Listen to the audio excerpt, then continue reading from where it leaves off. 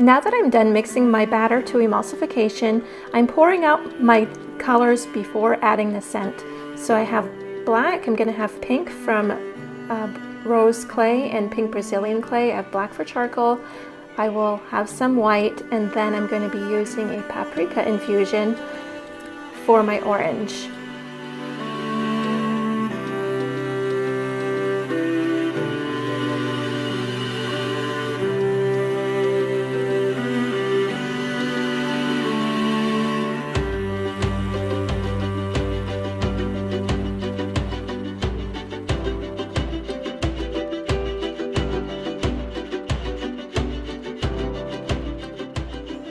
Now I'm adding my scent, and I know that this scent is going to cause some acceleration and it's going to make my batter firm up pretty quickly. So that's why I didn't add it to the colors, because I needed my colors to remain pretty fluid.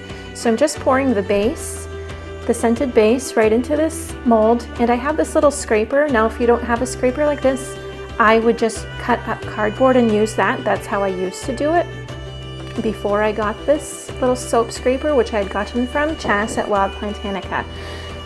And so I'm just going to scrape off or scoop off the excess too, and of course I don't want to waste it, so I'm putting it into a little individual mold.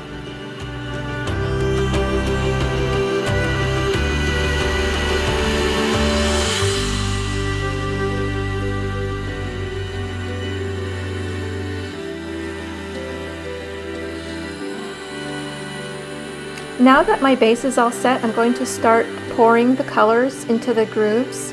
By making these grooves, it kind of helped make it look like the batter had dropped below the surface. If I were to do this again, I would probably use a soap scraper that had rounded edges rather than that V to make it look more natural, like a drop. But the result is still pretty. So you're just going to alternate your colors and just pour like little lines back and forth over the whole batter. There really is no right or wrong way to do this. You can pour from up high and make the soap batter plunge down below into the color below it, or pour from closer so that the soap batter stays on top. It's really up to you, and there's not, like I say, however you do it, it's going to be a pretty result anyway.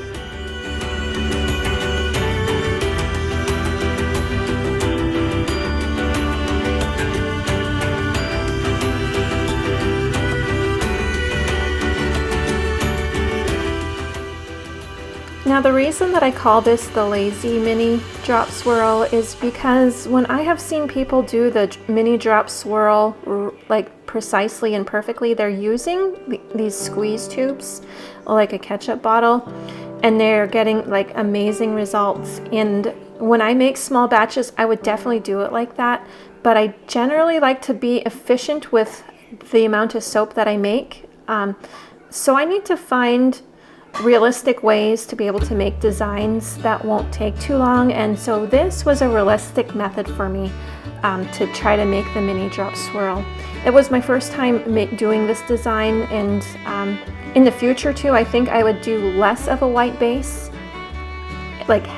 and more of the different colors on the top. So I did 75% base, 25% colors on the top, but in the future I think I would do 50 and 50, just so that there's you can see the colors a little bit better in the final product.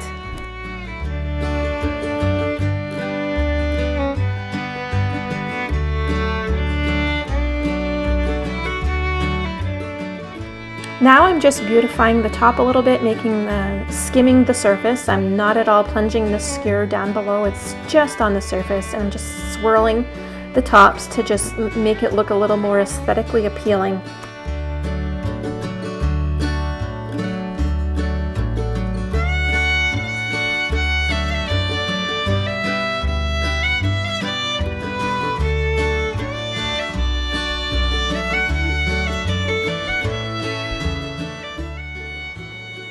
I had covered my soap and I let it go through gel phase, and now it's about 18 hours later and I'm ready to cut it. So I will be cutting my slab into 3 loaves and then taking each loaf and just slicing that like a slice of, or a loaf of bread, you know, just regular. So